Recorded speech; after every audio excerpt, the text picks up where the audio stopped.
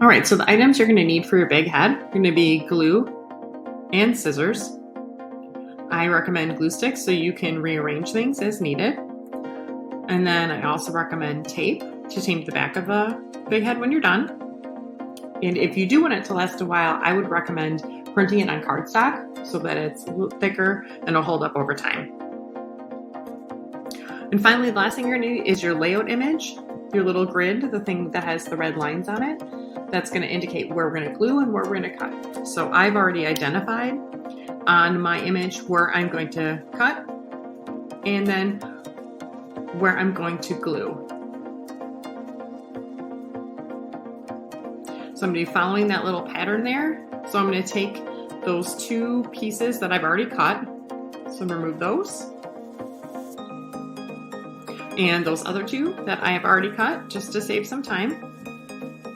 And now I'm going to begin the assembly of my image. So just put my grid off to the side. I'm going to start at the top. Just put some glue on my glue section and work to overlap this image. So just using my little image and lining it up.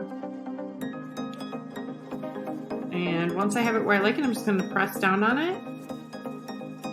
And you can always add more glue to it later. And keep in mind, we'll be taping the back. So now I'm going to work on the left side and add glue to the glue section there in the left side of my image. Oh, and I'm going to just add a little bit more glue here. Notice that one was moving, so I'm just going to fix it. And then I'm going to left side and just line up my image until I have it where I like it. And then press it down. You are going to notice there's a little bit of overlap, and that's actually fine. It's going to work as a nice point of attachment for us to put a little glue on the back there and press that down. And then finally, we're going to glue our last two segments. And if you do have any pieces that pop up like that, just go ahead and put some glue on them. So I'm going to glue my last two sections. And then go ahead and line this up. This one is going to be a little bit more challenging because you are lining up both the left and the top.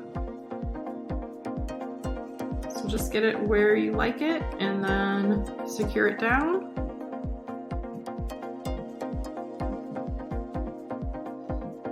And then once it's exactly where you want it to go, the next step is going to be, of course, to cut around the image.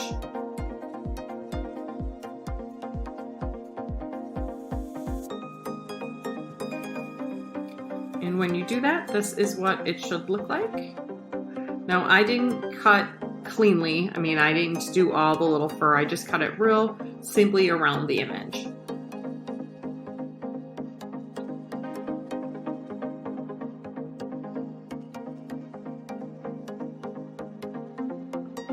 And if you do make a mistake, you can always reprint and complete it again. And then if you want it to last, I'd recommend taking tape and taping all of those seams and going over all of them on the back.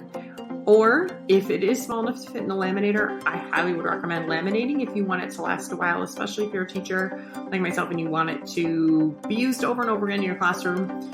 Laminating is definitely the way to go. So thank you very much. If you do have any questions, feel free to let me know. Send me an email or a message, and I'd be happy to help.